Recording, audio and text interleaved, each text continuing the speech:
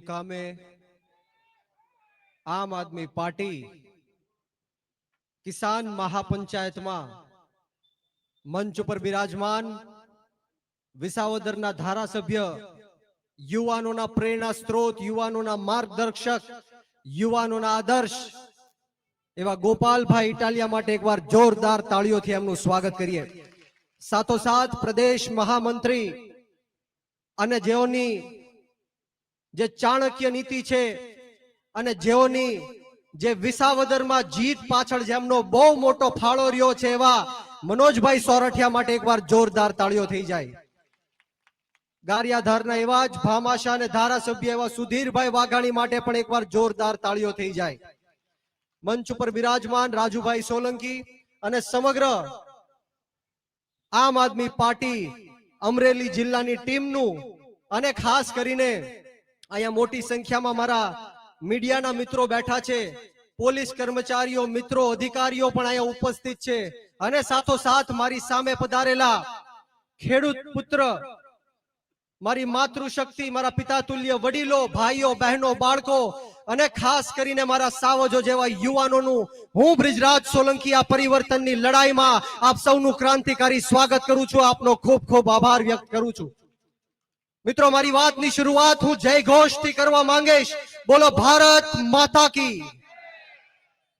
દોસ્તો, ગોપાલભાઈ ઇટાલિયા આપણી વચ્ચે ઉપસ્થિત હોય અને એટલી બહોળી સંખ્યામાં આપણે સૌ એમને સાંભળવા માટે આવ્યા હોય ત્યારે બંને હાથ ઉપર કરી મોઠી વાળી અને તાકાતથી બોલવાનું છે, ભારત માતા કી, ભારત માતા કી. જય જવાન, જય જવાન, જય ગોપાલ.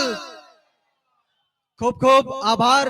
મિત્રો, વિશેષ વાતો નહીં કરું, કદાચ મંચ ઉપર સૌથી નાની ઉંમરનો વક્તા હોય, પરંતુ જે રીતના આપણે સૌએ તાજેતરમાં જોયું કે બોટાદનો જે હળદા કાંડ થયો, કડદા કાંડ થયો, હળદરની અંદર જે ખેડૂતો આપણી માટે અત્યારે જેલમાં સંઘર્ષ કરી રહ્યા છે, 85 ખેડૂતો અત્યારે આમ આદમી પાર્ટીના નેતાઓ, કાર્યકર્તાઓ અત્યારે જેલની અંદર છે. એમના તમામના આપણે સૌએ નામ લઈને યાદ કરવા પડશે.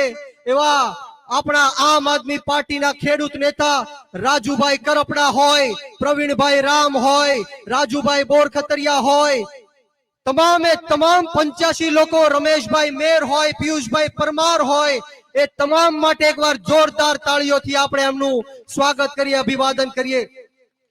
બોટાદની અંદર જે રીતના આપણે જોયું કે જે રીતના અંગ્રેજ જનરલ ડાયરે પોલીસને હાથો બનાવીને ભારત દેશના નિર્દોષ નાગરિકો ઉપર અંધાધૂંધ ગોળીબાર કરીને અનેક નિર્દોષોના જીવ લીધા હતા, એવી જ રીતના બોટાદની અંદર કડદા કાંડમાં હળદરને ચારે બાજુથી ઘેરીને આ ભ્રષ્ટાચારી ભારતીય જનતા પાર્ટીના ઈશારે આ પોલીસના અમુક લોકોએ એમની ઉપર લાઠીચાર્જ કર્યો, ટીયર ગેસના સેલો છોડ્યા, હાથ પગ ભાંગી નાખ્યા, માથાઓ ફોડી નાખ્યા, લોહી લુહાણ કરી નાખ્યા, ઘરમાં ઘૂસી ઘૂસીને દરવાજાઓ તોડીને માતાઓ બહેનો ઉપર જે દમન ગુજાર્યો છે, ત્યારે આ અમુક પોલીસના લોકો જે ભ્રષ્ટાચારી ભારતીય જનતા પાર્ટીના ખોળે બેઠીને ગુલામી કરી રહ્યા છે, એમને પણ હું કહેવા માંગુ છું કે આમ આદમી પાર્ટી આંદોલનની કોખમાંથી જન્મેલી પાર્ટી છે. અમે ગરમ તપતી ભઠ્ઠીમાંથી નીકળેલા લોકો છીએ. બધાનો વારો આવવાનો છે. આમ આદમી પાર્ટીના નેતાઓ લિસ્ટ તૈયાર કરી રાખ્યું છે. બધાને 2027 પછી લોઢાના મેડલો પહેરાવાના છે, યાદ રાખજો. આ સભામાં ન આવવા દેવા માટે અનેક ભ્રષ્ટાચારી ભારતીય જનતા પાર્ટીના લોકોને ધાક ધમકીઓ આપી, ખોટા કેસ કરવાની બિકરાણીઓ બતાવી, જેલમાં નાખવાની બિકરાણીઓ બતાવી, ત્યારે આ જાહેર મંચ ઉપરથી આ ભ્રષ્ટાચારી ભારતીય જનતા પાર્ટીના નેતાઓને કહેવા માંગીશ કે તમે ગમે એટલો ન્યાય કરો, અત્યાચાર કરો, ખોટા કેસો કરો, જેલમાં નાખો, પરંતુ અમે ગરીબ ખેડૂતના દીકરા તમારી સામે મોરે મોરો દઈ દેવા માટે તૈયાર છીએ. 2027 ની રાહ જોઈને બેઠા છીએ. ત્યારે ગમે ત્યારે પણ આપણે જોયું છે કે છેલ્લા 30 વર્ષમાં આ ભ્રષ્ટાચારી ભારતીય જનતા પાર્ટીનું કુશાસન છે. અનેક ખેડૂતોએ આત્મહત્યા કરી છે, યુવાનોએ આત્મહત્યા કરી છે, મહિલાઓ હોય, પશુપાલકો હોય, રત્ન કલાકારો હોય. આ ગુજરાતની અંદર એક વર્ષમાં એટલે કે 365 દિવસમાં 9000 કરતા પણ વધારે લોકોએ આત્મહત્યા કરી છે. આ ગુજરાતની અંદર એક વર્ષમાં એટલે કે 365 દિવસમાં 900 કરતા પણ વધારે નિર્દોષ લોકોના ખૂન થયા છે. આ ગુજરાતની અંદર એક વર્ષમાં 365 દિવસમાં 2200 કરતા પણ વધારે મહિલાઓ સાથે રેપ ગુજારવામાં આવ્યું છે. ત્યારે કોઈ પણ જાતની ઘટનાઓ તમે લઈ લ્યો, મોરબીની અંદર પુલ દુર્ઘટના હોય, બધી જ ઘટનાઓને આપણે યાદ કરીએ. તખ્તશિલા સુરતની અંદર અગ્નિકાંડ હોય, ટીઆરપી ગેમ ઝોનનું અગ્નિકાંડ હોય, બધી જ પુલની દુર્ઘટનાઓ આ ભ્રષ્ટાચારી ભારતીય જનતા પાર્ટીના પાપે અને એમના કારણે આજે નિર્દોષ ગુજરાતીઓના જીવ જાય છે. ત્યારે અમે સૌ તમારી આત્મા જગાડવા માટે આવ્યા છીએ અને જ્યારે જ્યારે પણ વિપક્ષના નેતાઓ એમની સામે અવાજ ઉઠાવીએ છીએ, સાચું બોલીએ છીએ, એમનો વિરોધ કરીએ છીએ, ત્યારે ત્યારે આ ભ્રષ્ટાચારી ભારતીય જનતા પાર્ટી અમને આતંકવાદી કહે છે, પાકિસ્તાની કહે છે, બાંગ્લાદેશી કહે છે. અમને આ રાષ્ટ્રમાં જે જીવવાનો હક અને અધિકાર આપ્યો છે એમાં પણ મોકૂફ કરવાનું કહે છે. ત્યારે આપણો આ ભારત દેશ કોઈ મોદી કે શાહના ફરમાનથી નહીં ચાલે. આપણો ભારત દેશ ડોક્ટર બાબા સાહેબ ભીમરાવ આંબેડકરના સંવિધાનથી ચાલશે, યાદ રાખજો. ત્યારે હું આપ સૌને કહેવા માટે આવ્યો છું કે આ ભાજપને હું કહેવા માંગુ છું कि मैं इस देश का हनुमान हूं और ये देश मेरे लिए राम है. मैं इस देश का हनुमान हूं और ये देश मेरे लिए राम है. सीना चीर के दिखा दूंगा, अंदर बैठा हिंदुस्तान है, अंदर बैठा हिंदुस्तान है. આપણો હિન્દુસ્તાન, આપણો ભારત દેશ કોઈ ભૂમિનો ટુકડો નથી. આપણો ભારત દેશ એક જીવતો જાગતો રાષ્ટ્ર પુરુષ છે. આ વંદનની ભૂમિ છે, આ અભિનંદનની ભૂમિ છે, આ અર્પણની ભૂમિ છે, આ તર્પણની ભૂમિ છે. આ દેશની નદી નદી આપણી માટે ગંગા છે. આ દેશનો કંકર કંકર આપણી માટે શંકર છે. અરે અમે જીવીશું તો પણ આ ભારત દેશ માટે અને મરીશું તો પણ આ ભારત દેશ માટે. અને જો મર્યા પછી પણ અમારી અસ્થિઓને ગંગામાંથી કાઢીને કાને લગાડીને સાંભળશો ને તો પણ એમાંથી માત્ર એક જ અવાજ નીકળશે અને અવાજ કહેશે અમારી ભારત માતાની જય.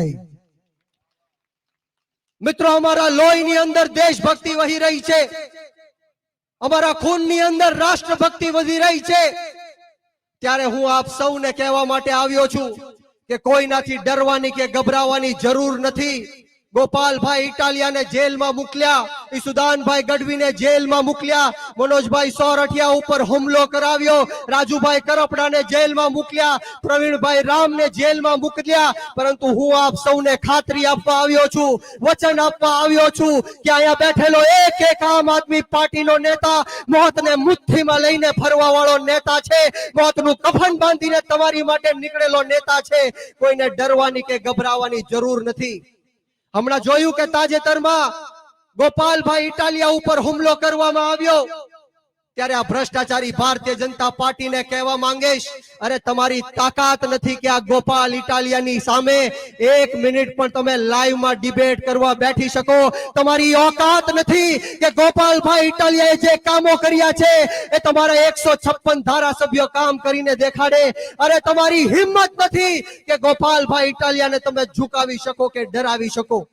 આ આમ આદમી પાર્ટી આંદોલનની કોખમાંથી જન્મેલી પાર્ટી છે. આજે અમરેલી જિલ્લાની અંદરથી મારે આ જાહેર મંચ ઉપરથી આપ સૌને કહેવું છે કે 18 વર્ણના લોકો, દરેક સમાજ, જ્ઞાતિ અને ધર્મના લોકો આ ભ્રષ્ટાચારી ભારતીય જનતા પાર્ટીના કુશાસનથી થાકી ગયા છે, ત્રાહિમામ પુકારી ચૂક્યા છે. પાટીદાર સમાજની વાત કરું તો અમરેલીની અંદર પાટીદાર સમાજની એક દીકરીને રાતના 12 વાગે ઘરમાંથી કાઢીને સરઘસ કાઢવામાં આવે છે, પોલીસ સ્ટેશને લઈ જઈને એમને પટ્ટા મારવામાં આવે છે. આ હાલત પાટીદાર સમાજની દીકરી સાથે થયું. અમરેલી જિલ્લાની વાત કરું તો લાઠીની અંદર 30 કરતા પણ વધારે કોળી સમાજના લોકો ઉપર હુમલો કરીને કોળી સમાજના લોકોને જેલની અંદર નાખવામાં આવ્યા છે. હમણાં સુદામડાની અંદર આમ આદમી પાર્ટીની અરવિંદ કેજરીવાલ સાહેબની જ્યારે સભા થઈ ત્યારે દલિત સમાજના એક યુવાનને મારી નાખવાની ધમકી આપે છે, ગાળો આપે છે. ત્યારે આ ભ્રષ્ટાચારી ભારતીય જનતા પાર્ટીને આપણે સમજવાની જરૂર છે. મિત્રો, આપણે સૌએ આપણી આત્મા જગાડવાની જરૂર છે. અવારનવાર આપણે જોઈએ છીએ કે આ દેશના વડાપ્રધાન નરેન્દ્ર મોદી એવું કહે છે કે હિન્દુ ખતરામાં છે, હિન્દુ ખતરામાં છે એવું આ નરેન્દ્ર મોદી કહે છે. ત્યારે હું એમની વાત સાથે 100% સહેમત છું. હિન્દુઓ ખતરામાં છે, પણ એ ખતરો મુસલમાનથી નહીં પરંતુ આ ભ્રષ્ટાચારી ભારતીય જનતા પાર્ટીથી છે. હું વારંવાર કહું છું કે આ દેશને જો કોઈ બચાવી શકે તો માત્ર એક જ વ્યક્તિ બચાવી શકે, માત્ર એક જ વ્યક્તિ આ દેશને બચાવી શકે અને વ્યક્તિનું નામ નરેન્દ્ર મોદી છે. નરેન્દ્ર મોદી તાત્કાલિક ધોરણે આ વડાપ્રધાનની ખુરશી ઉપરથી રાજીનામું આપે તો આ દેશ બચી શકે, બાકી આ દેશ બચી ન શકે. મિત્રો, આપણે સૌએ આપણી આત્મા જગાડવાની છે. અવારનવાર જ્યારે ચૂંટણીઓ આવે ત્યારે હિન્દુ મુસલમાનની વાત કરે, પાકિસ્તાન બાંગ્લાદેશની વાત કરે, કબ્રસ્તાન શમશાનની વાત કરે, મંદિર અને મસ્જિદની વાત કરે, પરંતુ આ જાહેર મંચ ઉપરથી આપ સૌને હું કહેવા માંગુ છું કે બ્રિજરાજ સોલંકી નરેન્દ્ર મોદીને હિન્દુ નથી માનતો, નથી માનતો અને નથી માનતો. અને બ્રિજરાજ સોલંકી નરેન્દ્ર મોદીને ત્યારે હિન્દુ માનશે જ્યારે આ દેશની અંદરથી આપણી ગૌ માતાની હત્યાઓ બંધ થશે. મિત્રો, દરેક દિવસે 50,000 કરતા પણ વધારે આપણી ગૌ માતાની હત્યાઓ કરવામાં આવે છે અને એલેના નામની કંપની જે બીફ એક્સપોર્ટિંગ કરે છે એમની પાસેથી 550 કરોડ રૂપિયાનું ચૂંટણી ફંડ લેવાનું પાપ આ ભ્રષ્ટાચારી ભારતીય જનતા પાર્ટીએ કર્યું છે. આપણે સૌએ સમજવાની જરૂર છે. હિન્દુત્વનો મહોરો પહેરીને આપણને સૌને ગુમરાહ કરવામાં આવે છે ત્યારે વિશેષ વાતો નથી કરવી. મારી છેલ્લી વાત કહીને આપની સમક્ષથી હું રજા લઈશ. અહીંયા અનેક યુવાનો બેઠા છે. એક 30 વર્ષના યુવાને આમ આદમી પાર્ટીએ જ્યારે ગુજરાત પ્રદેશના યુવા અધ્યક્ષની જવાબદારી આપી છે ત્યારે આ માત્ર ને માત્ર એક એવી પાર્ટી છે જે ગુજરાતના યુવાનોને આગળ કરે છે, ગુજરાતના યુવાનોને મુખ્ય ધારાની રાજનીતિમાં લાવવાની વાત કરે છે. ગોપાલભાઈ ઇટાલિયા યુવા, ચેતરભાઈ વસાવા યુવા, મનોજભાઈ સોરઠિયા યુવા, રાજુભાઈ કરપડા યુવા, પ્રવીણભાઈ રામ યુવા, સુધીરભાઈ વાઘાણી યુવા, તમામે તમામ યુવાનોને આમ આદમી પાર્ટી આગળ કરે છે. ત્યારે યુવાનો, આ ગુજરાતની રાજનીતિથી દૂર ન ભાગો. સારા અને સાચા લોકોએ આ ગુજરાતની રાજનીતિ છોડી દીધી, મૂકી દીધી, એટલા માટે ખોટા અને ખરાબ લોકોએ આ ગુજરાતની રાજનીતિ ઉપરથી કબજો કરી લીધો છે. આ ગુજરાતની રાજનીતિમાં તમારી અને મારી જેવા યુવાનોએ આવવું પડશે, ખેડૂતોએ આવવું પડશે, મહિલાઓએ આવવું પડશે અને એવા લોકોએ પણ આવવું પડશે જે નાના, દબાયેલા, કચડાયેલા, પછાત, ગરીબ, અશિક્ષિત અને વ્યસનોથી ઘેરાયેલા તમામ સમાજ, જ્ઞાતિ અને ધર્મના લોકોનો અવાજ રોડ રસ્તાથી લઈને વિધાનસભા સુધી બુલંદ કરી શકે. અને જો આપણે આ દેશની રાજનીતિમાં ન આવ્યા તો પંજાબની અંદર આ દેશના અન્નદાતાઓએ, ખેડૂતોએ આ ભ્રષ્ટાચારી ભારતીય જનતા પાર્ટીની સામે વિરોધ પ્રદર્શન કર્યું, ચક્કા જામ કરીને બેઠા અને એના કારણે 3 કાળા કાયદા પણ પાછા ખેંચવામાં આવ્યા. આ ભ્રષ્ટાચારી ભારતીય જનતા પાર્ટીને ધૂળ ચટાવવાનું કામ આ ખેડૂતોએ કર્યું છે. મિત્રો, એટલે આપણે સૌએ સાથે મળીને આમ આદમી પાર્ટીમાં જોડાવાનું છે, અરવિંદ કેજરીવાલ સાહેબની વિચારધારા સાથે જોડાવાનું છે. ત્યારે યુવાનો, તમે શહીદ આઝમ સરદાર ભગતસિંહને માનવા વાળા લોકો છો, તમે શહીદ સુખદેવ અને રાજગુરુને માનવા વાળા લોકો છો, અશફાકુલ્લા ખાન, ઠાકુર રોશનસિંહ, 18 વર્ષના શહીદ ખુદીરામ બોઝને માનવા વાળા લોકો છો. યુવાનોએ જ્યારે કુરબાની આપી ત્યારે જઈને આ દેશની અંદરથી અંગ્રેજોમાંથી મુક્ત થયા છીએ. યુવાનોએ જ્યારે શહીદી આપી ત્યારે જઈને આ દેશનું લોકતંત્ર અને સ્વતંત્ર બચ્યું છે. અને આજે જ્યારે આપણો ભારત દેશ ખતરામાં છે, જે ડોક્ટર બાબા સાહેબ ભીમરાવ આંબેડકરે આપણને સંવિધાન આપ્યું, એ સંવિધાન ખતરામાં છે, ત્યારે આપણે સૌએ આમ આદમી પાર્ટીમાં જોડાઈને આ ભ્રષ્ટાચારી ભારતીય જનતા પાર્ટીને નિસ્ત નાબૂદ કરવાની છે. બોલો, કરવી છે કે નથી કરવી? ક્રાંતિ લાવી છે કે નથી લાવી? તો હું અહીંથી આપ સૌને નારો આપીશ કે પરિવર્તન. તમારે સૌએ બંને હાથ ઉપર કરી મુઠ્ઠી વાળી અને તાકાતથી પરિવર્તન બોલવાનું છે. તૈયાર છો? તો બોલો, પરિવર્તન, પરિવર્તન, પરિવર્તન. ખૂબ ખૂબ આભાર મને જે બોલાવીને માન સન્માન આપ્યું. 2 શબ્દ